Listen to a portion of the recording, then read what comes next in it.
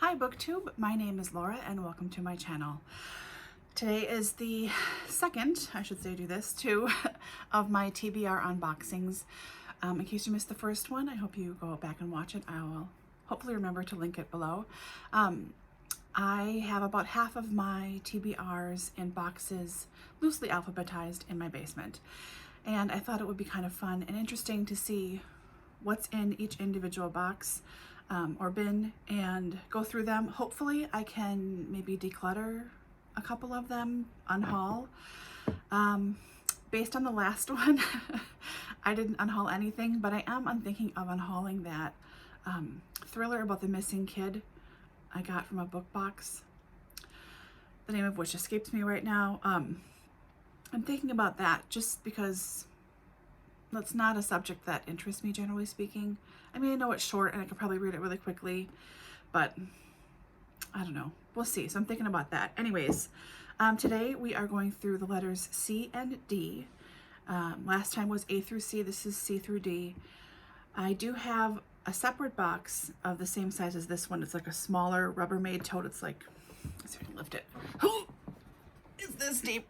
So not horribly deep. Whew, the other one was deeper. And that smaller one has all of my Dorothy Dunnets and my Susan, is it Howatch? Haywatch? I like to say Howatch because I think it's funnier, but it's spelled H-O-W-A-T-C-H. It's like big, thick historical fiction. I think it was written a lot in the 60s and 70s. I'm not 100% to be honest. And I heard about Dorothy Dunnett. I mean, I'd heard about her previously, but I really heard about her when I went to see Deborah Harkness speak when she was touring for, I believe, the second or third book in the All Souls trilogy. And she mentioned how much she liked Dorothy Dunnett. She might have mentioned Susan Howatch there too. I'm not sure, but I know she mentioned Dorothy Dunnett there. So I started collecting some then, since that point of 10 years ago, maybe more. Jenna, if you're watching, do you remember when that was when we went to see her? I don't remember. So yeah, I have a box of just those. I don't think I'll be going through those necessarily at any point, but if you guys like to, I can certainly bring it up when I do the next box, which I think is D and E. Whenever that is, I can bring that up too and do sort of a double unboxing. But anyways, enough chit chat for now. Let's get to the bin. I will do it like next time. I will not look ahead and see what's in here. I did peel the top off, so I'm not struggling with it, and it's not always, like here, look at so it's not always in my way and I'm not having to redo it all the time. It latches really well, which is wonderful, but not for the purposes of this video. So let's see. Okay, this is The Healing Consciousness, A Doctor's Journey to Healing by Dr. Beth Bauman Dupree. So this is about Dr. Dupree. She was a breast surgeon. Yes. Totally Western medicine breast surgeon, and then she got diagnosed with breast cancer herself, and she started to see that just Western wasn't necessarily the way to go for her. So it's a wonderful memoir of her time pre-cancer, of what her career was like, how she treated people, how she treated patients and everything, to her diagnosis through her treatment. And I think it goes after that too, and how her practice, she's still a Western medicine doctor, still does breast surgery, but also involves Eastern medicine as well. I skim read this, I hopped around. My mom had breast cancer and I was caring for her. I was trying to find books that were supportive of what we were doing, because that's what we were doing, is a mixed treatment plan. Yes, we did surgery. She had lumpectomies. Yes, that's 2 lumpectomies. That's a whole insurance issue I don't want to get into. She had chemo and radiation. And we also did a lot of energy work at the same time. We did some acupuncture, we did aromatherapy. I gave her massages when she could handle it. Yeah, but my parents and I, my whole family actually, and I agree on a whole approach to healthcare and caring for yourself. And that you do science stuff and you read what's there, but you also, if that's not working for you and you're not getting the results you want, or like most of my family, we're just extremely sensitive to Western medication, lots of allergies and horrible reactions to stuff. It makes sense to do things that are gentler. We do a combination just naturally anyways. So, big ramble to say, I am keeping this book for sure. I think it's been enough time now that I can actually read it all the way through and not break down and not yeah, I'll be able to hopefully absorb it a little bit better. But it was really, really interesting. She's a wonderful writer, and yeah, I liked this. So if that sounds interesting to you, for sure go look it up. I could do breast cancer books, a recommendation also, if you would like at some point, if anyone is interested. I know everyone has their own journey. There are so many different kinds of breast cancer, and everyone feels differently when they get diagnosed. So if that's something that would interest anyone at any point, I would be happy to do one. Just let me know. Okay, that's enough for one. Okay. Yep, okay, that's just the top layer. So I'm pulling out two. We have Mrs. Lirriper by Charles Dickens. I don't know anything about this. Apparently she is recently widowed, devotes her energies to attending to the needs of her assorted lodgers. But when a newborn child is abandoned to her care, her responsibilities extend to new levels, and she enlists a long-term lodger, the Major, into the role of joint guardian. Published for the first time in 1863 in Christmas specials. I guess it's a collection of 2 or 3 Christmas specials all put together, featuring the same characters all put together in a 250-ish page book. Sounds interesting. I like Dickens, but I haven't read a ton. I think I've only read, well, A Christmas Carol, of course. I think I read The Cricket, another short story Christmas tale. And I know I read Great Expectations 2, if not 3 times. Once in high school, once in college. I might have read it once afterwards too. And I really liked it, but I just haven't read a lot more. This is this next book, I think is the first in the Aurelio Zen series. This is Dead Lagoon by Michael Dibdin. I really became aware of it with the PBS adaptation that came out a few years ago. Watch, it's probably 10 now because I'm so out of it. But I like mystery series. I like mysteries. This is set in Italy. I'm not sure. Oh, in Venice. More Venice stuff. That's good. So yes, keeping this for sure. Oh, this is a big one. That's what she said. Oh, My Life by Bill Clinton. This is really heavy. Someone gave this to me a long time ago. I never read it, so I would like to read it at some point. But good Lord, I'm going to have to use support. It's like over 950 pages. Heavy, heavy, heavy. Okay, but yeah, I will read that at some point. Next up, In Tearing Haste, Letters Between Deborah Devonshire and Patrick Leigh Fermor. Both British writers, like early to mid probably 20th century, if I'm remembering correctly. Deborah Devonshire I am more familiar with. I know she is one of the Mitford sisters. Is that right? She is. Someone yell at me. No, yes, she is the youngest of the 6 girls. So these two had a long friendship. Both authors, both came from, I think, eccentric families. I like letters and epistolary stuff, obviously, so this should be really, really interesting. Although I have not read anything written by either of them previously. I've read no Mitford anything, but I own several books about the Mitfords and a couple of their novels. And I own some Patrick Leigh Fermor too. What was that big war novel he wrote? I have that somewhere on my shelves. So yeah, keeping this. Another big one. The Roald Dahl Omnibus. This, perfect bedtime stories for sleepless nights. Good Lord, I could use this, that's for sure. What's in here? I think it's from his whole career. Yeah. Something from, stuff from Someone Like You, Kiss Kiss, and Switch Bitch, which are other short story collections. So this should be interesting. I think I read a couple of stories in here earlier, but I have no idea what they were, and I don't remember them all now. So Roald Dahl is always good in my book. He never gets tossed away. Oh, The Rainbow Comes and Goes, A Mother, a Son on Life, Love, and Loss by Anderson Cooper and Gloria Vanderbilt. I like both of them a lot. I am sorry that she has passed, right? She passed away. I'm not crazy here. But I got this at a thrift store. I just went in, I bought a footstool for my office. Not that it's important, but I found that there. And then I thought, oh, look at books, of course, as you do.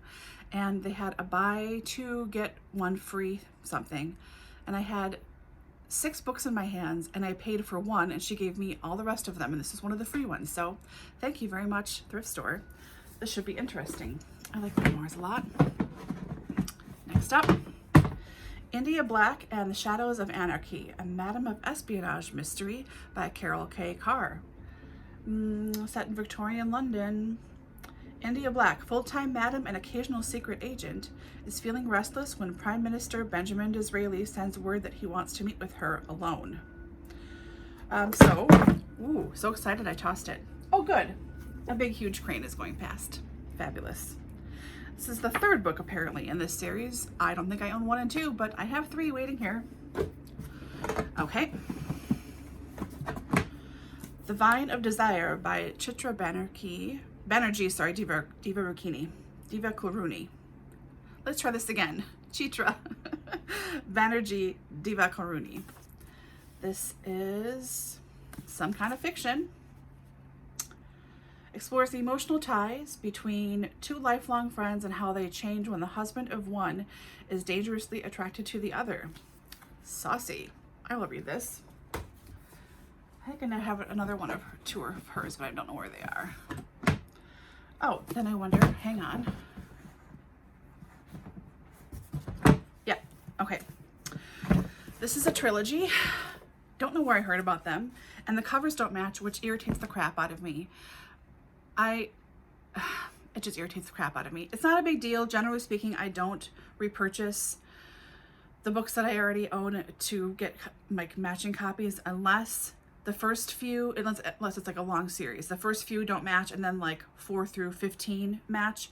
Then I will try and find 1 through 3 or whatever. But otherwise, I just look at them on my shelf and get a little annoyed at the publishers for doing that to us. But I know they do it on purpose too, so they sell extra books. Anyways, rambling. This first one is A Brief History of Montmorency. Morrissey. God, I have not listened to the Smith, I promise. Brief History of Montmorency by Michelle Cooper. Let's see here. Sophie Fitz-Osborne lives in a crumbling castle in the tiny island kingdom of Montmorency, along with her tomboy younger sister Henry, her beautiful intellectual cousin Veronica, and her uncle, the completely mad King John. When Sophie receives a journal for her 16th birthday, she decides to write about her day-to-day life on the island. But this is 1936, and the news that trickles in from the mainland reveals a world on the brink of war. For Sophie, the politics of Europe seems far away from the remote island until 2 German officers land a boat on Montmorency, and then suddenly politics becomes very personal indeed. It's a heart-stopping tale of loyalty, love, and loss, and of fighting to holding on to home when the world is exploding all around you. I think this is an adult. Otherwise, it's probably middle grade, but this is the first in a trilogy that sounds really interesting. The second, is The Fitz-Osbornes in Exile. So this fighter planes attack the island kingdom of Montmorency. So Sophie now lives in England, I'm assuming on the mainland. They're trying to reclaim the island. The Fitz-Osbornes at War is the third, the last in the trilogy. Whoa, let's just kick everything, shall we, Laura? So, Nazis attacks, I don't know where they are. Blackouts, the Blitz, World War II, I don't know. Yeah. Oh, I think they actually, wait. This is apparently teen books, so apparently there's a YA. But yeah, number 3, number 2, and number 1. I'm keeping them. This guy, Last Seen Wearing by Colin Dexter. This is an Inspector Morse. This is number... I didn't write it down. So it looks like maybe 1, 2, 3, 4, 5, 6, 7. Maybe number 7 in the series. And I really like the original series with... What's his name? Oh my God. What is his name, this actor? It is driving me frigging bonkers. It'll come to me in a little bit. I like the series a lot, and I love the music. The composer, whose name escapes me again. Why does my brain shut down when I film these videos? Anyways, I really like the series. They're a little slow, kind of like earlier Midsummer Murders, if you watch those again, because I do, because I'm 1,000. They seem slower too, but they're really, really good. They're such nice, interesting stories, and I really like Inspector Lewis too. That was great, and Inspector Hathaway too. Like everything in the Morse universe, I am here for 100%. So this should be the, I think, 7th in the series. I think I have like 1 and 3 somewhere else, but you know, who knows at this point. Oh, Hard Times, another Charles Dickens, Norton edition. I really like Norton editions. I got hooked on them in college. Oh, what? Dickens Working Plans. Have you guys seen this before anywhere? Maybe this is like all notes. Nope, it's not. I don't know, but Hard Times. Keeping it. Geek Love by Catherine Dunn. I owned a first edition copy of this with that like orange and navy cover for a long time. Got rid of it, thought I'm not going to read it, and then it was recommended to me by probably 4 or 5 people. At least 2 of them are not regular readers. So I thought, all right, I'll find a copy. So I got this one at a used bookstore on the south side of Milwaukee. God, I would give it a shout out right now, but my brain again is dead. I can't even blame it on no coffee. I had 3 huge cups of coffee this morning. There's no reason for this. Getting close to the end here. Vanity Fair, a novel of lattes, literature, and love by Megan Caldwell. I really like I like classics, of course, in general, but I really like when there are like riffs of classics or extensions of classics, follow-ups to things many years later. So while I have not read Vanity Fair, but it's on my shelves, I'm saving this for when I do so I can read this book, which hopefully is going to be somewhat similar to it or involve the characters. Set in Brooklyn. Don't know. Probably the love story in there somewhere because that's what those kind of books usually look like. Okay, I've got a few left. I'm just pulling them out, but I'm not going to look at them ahead of time. Oh, Woman Hollering Creek by Sandra Cisneros.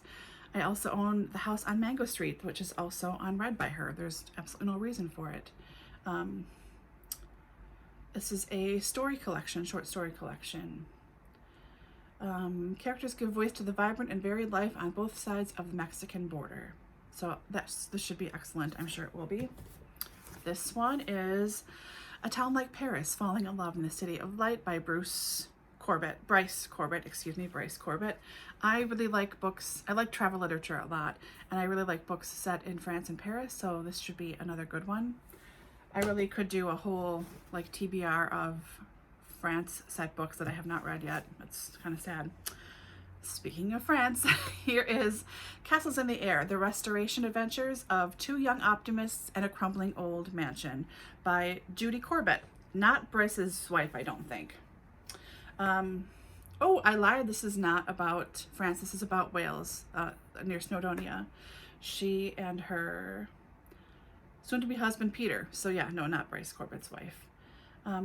Had long pipe dreams of buying an old ruin and escaping the city, the pace and excesses of modern life, but it was only when they moved into squalidly filthy, cold and wet Gwydir Castle that they began to realize what restoration dramas they let themselves in for. This sounds super interesting too. I really like books about big houses or castles or like home decorating or anything like that. I like stuff about the house too, so this should be really, really good. Just 2 left. My Life in France by Julia Child. From 1948 on, from when she and Paul lived in France. So again, should be good. And the very last one, also French, not intentional, is Apocalypse Baby by Virginie Despentes. Sorry. I think this is the start of a trilogy. This was purchased for me by my friends Joy and Jerome. Jerry is French, and we always buy each other books for Christmas and birthdays and stuff. So they had borrowed a couple of French books from me. I think the first in the Marais trilogy by Jean-Claude Izot. They borrowed that from me and something else. And then that next year, I got this one, 2015, from Jerome. I think he thought I would like this. France's most notorious feminist writer. A fast-paced mystery following 2 mismatched private investigators as they cruise the streets of Paris and Barcelona in search of a missing girl. So yeah, I'm sure this is going to be very good. I just, need to get to it. So that is this end of this bin. I have 1, 2, 3, 4, 5, 6, 7, 8, 9, 10, 11, 12, 13, 14, 15, 16, 17, 21 books in here. I'm keeping them all. For sure, I'm keeping them all. Yeah, I will probably film another D&E one. maybe over the weekend. My phone's ringing at home, so I will wrap it up and I will see you guys in the next one. Any comments below? Let me know. Bye.